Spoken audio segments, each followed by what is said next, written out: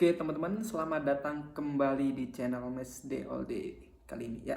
Maaf sebelumnya karena kami ya telah lama nggak upload video, dan kali ini walaupun cukup telat, kami akan menginformasikan ya bagaimana perjalanan sepak bola nasional di Liga 2, Liga 3 ataupun Liga 1 untuk kedepannya. Walaupun pertandingan-pertandingan telah bergulir ataupun sekarang udah sampai ke pekan ketiga ataupun keempat di Liga 2, tapi nggak apa-apa, kita akan sambung aja informasi-informasi yang menarik dari Liga 2 ya. Maaf sebelumnya karena telat, dan ya karena memang waktunya sangat mepet akhir-akhir ini ya.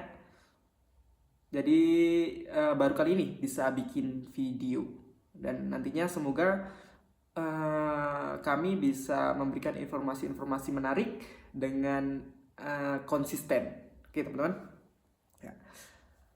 Kita akan langsung mengkerucut aja ke grup tengah ya, di grup tengah di Liga 2 ya. Di sini ada PSIM Yogyakarta, kemudian ada Adiaksa FC, Persijap Jepara, Bayangkara FC, kemudian ada Perseka Tegal, Nusantara United, kemudian Persiku Kudus, kemudian Persipa, dan Persika Subang. Dan seperti di musim-musim sebelumnya, selalu ya di grup tengah ini menjadi grup yang bisa dibilang lebih menarik dibandingkan grup-grup barat ataupun grup timur. Karena kenapa? Karena kekuatan di grup tengah ini hampir selalu mirip ataupun seimbang ya, sehingga pertandingan-pertandingan itu menjadi sangat-sangat menarik ya, karena kekuatan itu hampir sama lah gitu. Jadi nggak ada yang namanya di sini tim yang overpower dan sangat-sangat low power gitu, nggak ada. Jadi di sini semua tim itu kekuatannya sama, hampir sama. Oke, di sini ada PSIM Yogyakarta yang sangat Spartan ya teman-teman. Di sini PSIM Yogyakarta mengumpulkan 6 poin dari 2 laga yang telah dijalani, yaitu dia melawan Adiaksa di kandang, dia menang dengan skor cukup telak 3-0, kemudian melawan Bayangkara FC di Stadion Selawi Tegal dia bisa unggul 1-0 lewat gol tunggal dari Rodriguez ya.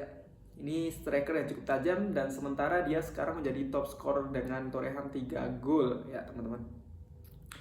Dan fakta yang cukup menarik dari PSIM Yogyakarta ini yaitu karena dia mampu clean sheet ya teman-teman. 0 kebobolan dari PSIM Yogyakarta. Saya pikir PSIM Yogyakarta ini menjadi tim yang dari musim ke musim ini selalu menjadi tim yang menakutkan bagi tim-tim lain, namun selalu gagal di fase-fase akhir untuk promosi ke Liga 1 ya. Jadi buat PSM Yogyakarta saya salut, terutama kepada supporter-supporter ya, Braja Musti ya, kemudian ada Maiden ya, ataupun PSIM fans semua, karena memang setia ya kepada PSM Yogyakarta. Dan untuk penonton gitu kan, untuk penonton kehadiran di stadion juga, PSM Yogyakarta ini menjadi salah satu tim dengan kehadiran penonton paling banyak ya waktu laga melawan Adiaksa, yaitu sekitar 9 ribuan orang ya. Jadi sebenarnya di Liga 2 ini teman-teman, kehadiran penonton itu bisa dibilang nggak terlalu banyak ya. Jadi saya pikir kita harus support tim lokal, mengembalikan gairah sepak bola lokal itu dengan cara hadir di stadion, atau minimal kita nonton di video.com ataupun di TV-TV nasional ya. Itu cukup untuk mendukung tim-tim lokal kita untuk menuju arah yang lebih bagus. Nah, itu yang bisa kita lakukan gitu. Kemudian di sini ada tim Persijap Jepara ya teman-teman. Ya, selalu juga ini Persijap Jepara ini menjadi tim yang di Liga 2 ini dari musim ke musim dia selalu menjadi ke papan tengah bagian atas gitu Persijap Jepara ini. Di awal-awal liga dimulai biasanya Persijap Jepara langsung gas gitu kan, dia puncak klasemen 1 2 3 nanti, tapi akhirnya di belakangan di mendekati fase berikut itu Persijap ini meletre gitu biasanya. Jadi buat Persijap itu kan PR yang dari tahun ke tahun itu kan selalu sama ya. Jadi saya pikir tim manajemen dari Persijap harus bisa menyelesaikan hal tersebut. Apa masalahnya? Kemudian harus dievaluasi dengan sangat rinci agar Persijap fans bisa melihat para punggawa dari Persijap ini main di Liga 1 nanti gitu di Kalinya Amat. Nanti kan seru kalau Persijap Jepara bisa derby melawan PSIS Semarang ya. Ini akan menjadi pertandingan yang menarik nanti di Liga 1 kalau Persijap Jepara mampu untuk lolos ke Liga 1 di tahun ini ya, dan tahun depan main. Oke. Di Persijap Jepara kalau kita lihat ya, memang Persijap Jepara dengan 3 match kali ini Persijap Jepara mampu untuk menang 1 kali, kemudian seri 2 kali, yaitu dengan torehan poin sebanyak 5 poin. Ya. Sebelumnya Persijap Jepara itu melawan mana lupa itu yang pertama match di Stadion Subroto, ya Perseka Tegal kalau nggak salah ya. Dia menang 1-0. Kemudian melawan Persiku dia seri 1-1. Kemudian melawan Nusantara United kalau nggak salah dia seri 0-0 di away ya, di Stadion Kebugiro Boyolali gitu. Dan kalau kita lihat dari Persijap Jepara ini, dia mempunyai masalah saya pikir di lini depan ya. Kalau kita lihat gol-gol dari Persijap Jepara dari 3 match ini, dia hanya mampu cetak 2 gol, dan itu pun dari tendangan mati ya, dari corner kemudian heading masuk ke gawang lawan gitu. Jadi ada masalah di lini depan Persijap Jepara, saya pikir untuk bisa meng-create sesuatu itu menjadi peluang dan bisa mencetak gol lebih banyak lagi.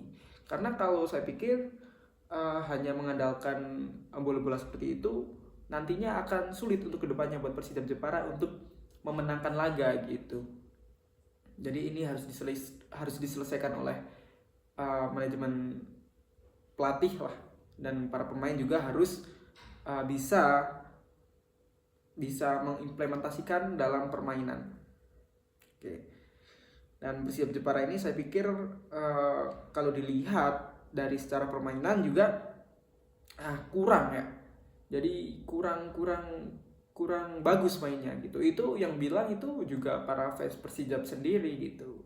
Jadi ini memang harus didengarkan oleh pemain ataupun pelatih ataupun manajemen dari Persijap Jepara gitu. Bagaimana Persijap ini adalah harapan buat Banaspati ataupun CNS ya, kebanggaan yang nantinya bisa membuat benar-benar bangga buat para fans gitu, dengan minimal dengan permainan yang bagus, walaupun nanti kasarannya nggak lolos ke Liga 1, tapi kalau bermain bagus ya minimal kan Persijap Jepara tetap bisa di papan atas gitu, dan menjadi tim yang diperhitungkan gitu. Oke. Kemudian ada satu lagi tim yang cukup menarik, yaitu Persiku Kudus ya. Di sini Persiku Kudus berada di peringkat 7 klasemen sementara di pekan ketiga ya, dengan torehan 2 poin dari 2 kali seri, kemudian 1 kali kekalahan. Bisa dibilang Persiku Kudus ini semacam tim legenda ya, yang prestasinya biasa-biasa aja gitu. Namun di Liga 2 ya, ataupun dulu di divisi utama itu Persiku Kudus menjadi tim yang seringkali masuk dalam daftar divisi utama ataupun Liga 2 gitu. Jadinya bukan tim yang buruk, bukan juga tim yang bagus. Tapi ini cukup untuk hiburan buat SMM ya. ataupun Persiko fans gitu. Dan saya pikir Persiko Kudus ya untuk di musim ini realistis saja, Persiko Kudus saya pikir harus berbenah jauh lebih banyak ya. Kalau untuk Liga 1 saya pikir ini belum waktunya buat Persiko ya. Tapi minimal nanti kalau pertandingan derby ya seperti kemarin gitu melawan Persijap Jepara gitu kan, ini Persiko Kudus kayak kemarin bisa mengimbangi Persijap atau bahkan bermain lebih bagus gitu daripada Persijap, itu salah satu kebanggaan ya buat Macan Muria gitu, buat Persiko fans. Karena walaupun mungkin kalau saya pikir Persiko itu belum levelnya untuk lebih dekat dengan Persijap, namun dengan skor kemarin seri itu menunjukkan bahwa Persiko Kudus juga cukup serius ya dalam menangani Liga 2 di tahun kali ini. Jadi minimal buat Persiko Kudus jangan sampai degradasi di tahun ini, karena untuk tembus lagi ke Liga 2 kan susah. Seperti kemarin kan Persiko Kudus juga susah payah untuk lolos ke Liga 2 kan. Baru kan Persiko Kudus dari Liga 3 bisa naik lagi ke Liga 2. Jadi pertahankan ya. Dan untuk tim-tim lain nanti kita akan bahas di video selanjutnya, karena ini nanti videonya terlalu panjang ya teman-teman.